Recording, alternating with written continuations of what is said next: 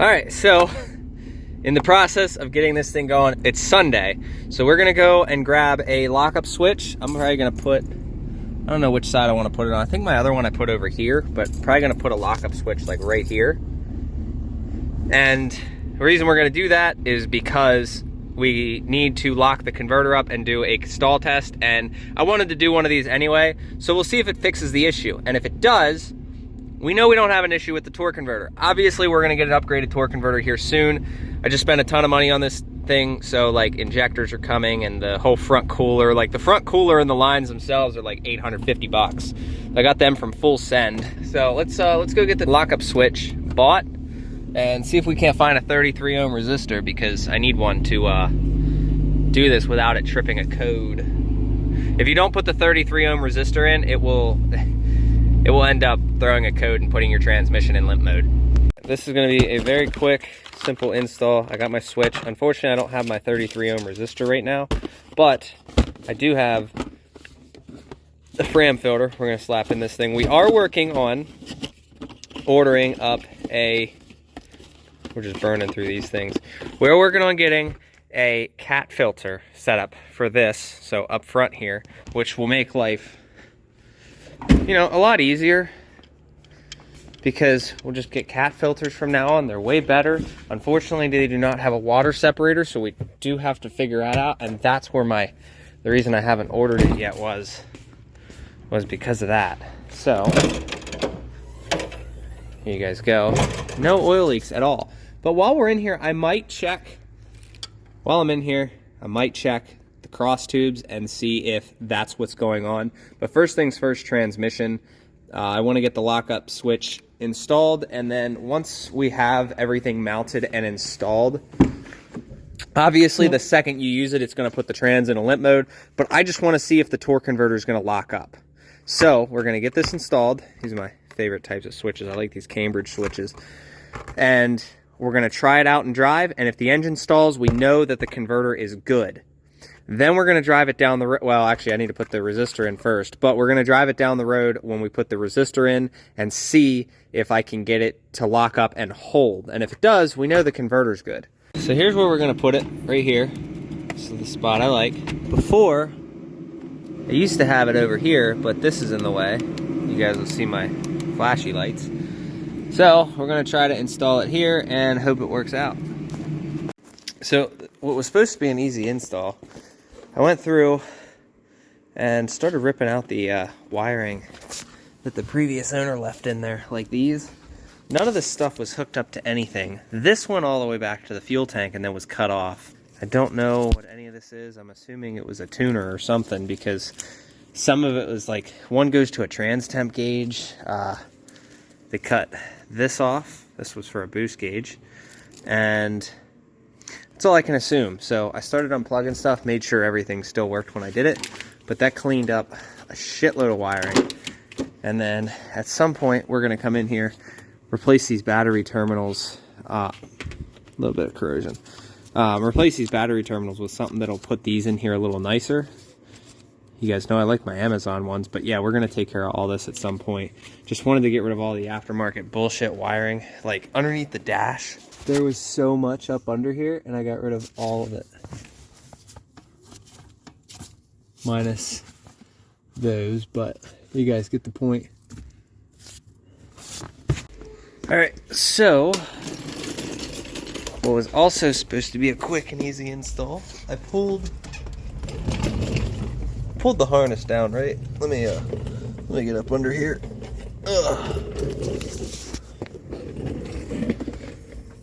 So there's the harness right there. If you guys can see the wiring.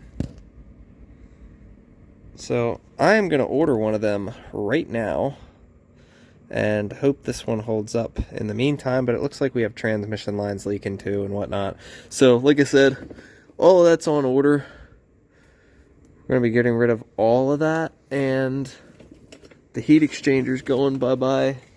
Like, it's starting to rot right there. You can see there's the heat exchanger. We're getting rid of that. Like, that's going completely bye-bye. We're also going to get rid of the coolant lines that go to it as well. So I got to get fittings and all the bullshit ordered for that, but If I didn't use this truck for work, this thing would be gone in a heartbeat. So let's get digging into this harness and we'll go from there. All right, so we got some bad news. One, we're definitely in limp mode now. But that was gonna happen. We knew that. But the switch does work. Unfortunately, we need to put, I'm gonna show you guys. So I'm gonna put it neutral before I start it. You can see the lockup switch is off. So I'm gonna start it. Now I'm gonna put it in drive. Now I'm gonna hit the lockup switch.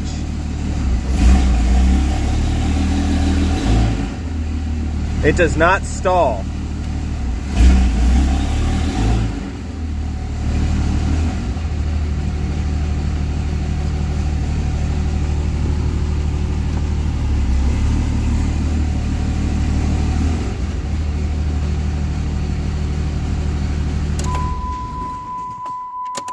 So that's not good. It does not stall like it's supposed to.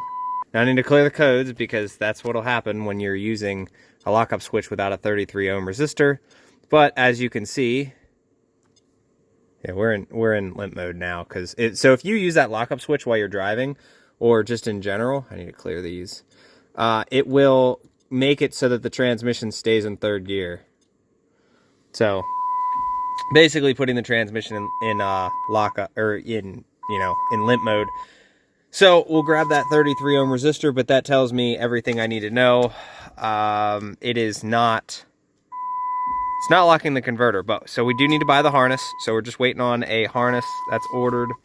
Trouble codes are cleared. Oh, I don't know why I did that, but yeah. So that's not a good sign. Converter does not lock when we hit the lockup switch. All right, so all the shit wiring's out. Like I said, we'll take care of this later. We got the fuel pressure gauge. That's all loomed and nice. I'm gonna pull the valve cover off. We're gonna pull the intake horn off, and I am gonna pull all the injector lines off. And we're gonna go through and see if these tubes are torqued to specifications, because unfortunately, before you replace injectors, I know they're on order, but in the meantime, I do definitely want to check those just in case. Just because seeing how loose these were, whoever worked on this thing before, I have some, questions about it. So I'm going to take all of that and I'm going to make sure those tubes are torqued and proper, and we're going to go from there. So hopefully it shouldn't take too long. We got 6 bolts up here, oil cap and all this stuff. So 4 bolts there. We'll see how it goes. So I don't know if it's the problem or my problem, but I put this on and I was able to very easily break that free, meaning that is not at the torque spec that it's supposed to be, and that is super important. So I have to loosen. I'm going to do it with every one of them, and those studs are making it a pain in the ass. I cannot get those studs out to save my life. I need to get that one out. I don't know if I need to get the other one out, but I at least need to get this one out. So grab the vice grips and hope I can break that free. I'm really hoping that's what my issue is. So I'm going to get all these out. I'm going to do one at a time and hope that's my issue, because I'm getting a high return rate code, but I'm only getting one high return rate code when there's 2. I'm getting the P1222 code and the 10 chimes with the grid heater light coming on. So that's what that is. But I'm willing to bet, like, this is the last thing before you need injectors. So everything else, I've already checked everything. I've checked, make sure there's no CP3 return, any of that. But the fact that I shouldn't be able to do that. So here's where we're at. I got the first one done. So specs, I believe it was, this gets 44 inch-pounds, then this gets 11 foot-pounds, then this gets 89 inch-pounds, and then this gets 37. I'm torquing them to 43. And then these guys are all 27. So we're getting all that torque down because none of them, like, let's see. So I did that one.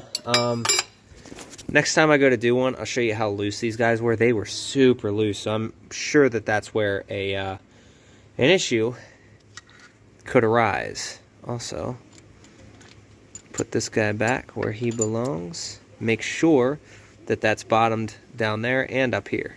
Oh, I ripped a glove. Guys, tell me why I have a high return rate. So I haven't touched this yet. That's with one finger. That's with one finger. Gee! That's pretty bad, the fact that I could do that. Oh well.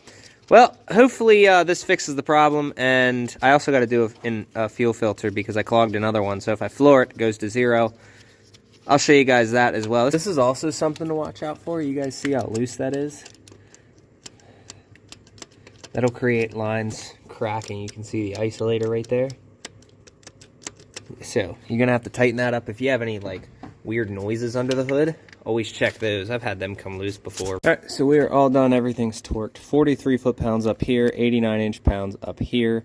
And then, actually, I do need to put the last rocker pedestal on, so that's 27 foot-pounds. Throw everything back on, tighten everything down, and hopefully it goes together as easily as it came apart. Also going to clean off some of this here because that's a little iffy. All right, so we're done, minus putting a fuel filter in it. The other one was black again. To be expected. We're still running some of that oil through there, just getting that all out. It is coming out all green, but, you know, there was still some oil residue in there, so slap this guy on top. Throw an O-ring on it, and we'll call it a day. Look how clean my hands are. Gloves ripped every now and again, but pretty clean. All right, so we're gonna fire it up, and hopefully there is no leaks. Should just be able to come over here. Key, prime it, because we did just change the fuel filter, so I gotta prime it. Let's check our fuel pressure.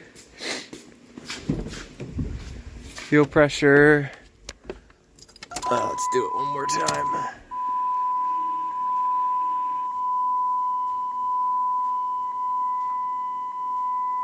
Zero. Ugh. See if that does anything. There we go. Now we're getting some fuel pressure.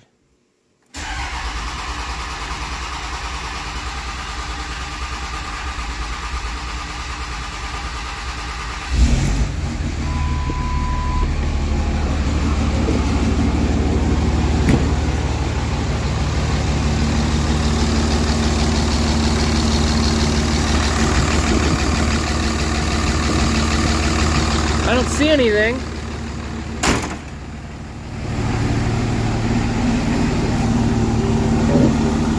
Sounds like it's idling smoother. I really hope that fixed the problem because $2,700 injectors, that's expensive. There's a check engine light. What's it for? Shit, I accidentally had the lockup switch on. Hood ajar. Torque converter clutch circuit. Oh, that's why. Whoops. Let me, let's clear that real quick. That was an accident. I didn't mean to have I actually had the lockup switch on. Clear. Hit yes.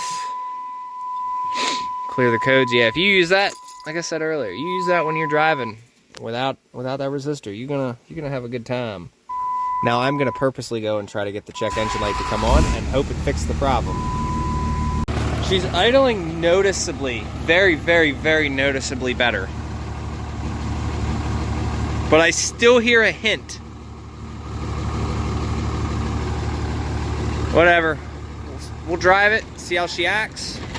Holy crap, guys, look at the rail pressure. 23,000 PSI under wide open throttle. Oh, that's awesome.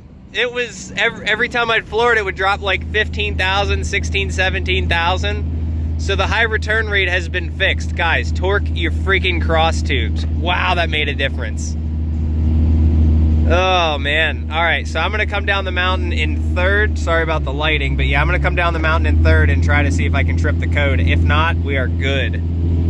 Well, I got excited, but there's the grid heater chime and the P1222 code. But like before, oh, something must have just happened. Something must have just happened because now I can't build. Oh, that's not good. It didn't build 23,000 there, but it was building it all down the high. Something must have just happened. I don't know. Guess we'll see. If this guy wasn't so slow in front of me.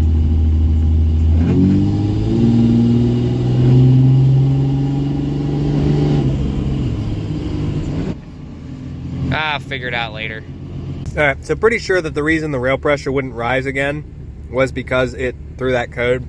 So, I don't know what the deal is, but we have 23,000 PSI of fuel pressure. So, I don't know. We'll take this off in the next video. I hope you guys enjoyed. If you guys want to save some fuel money, go down and check out Mudflap, link in the description. And if you want to send me a message, steve@cpstevemiller.com. See you in the next one. Later. Close it out. Can confirm. Give it all of the throttle and 23,000 PSI.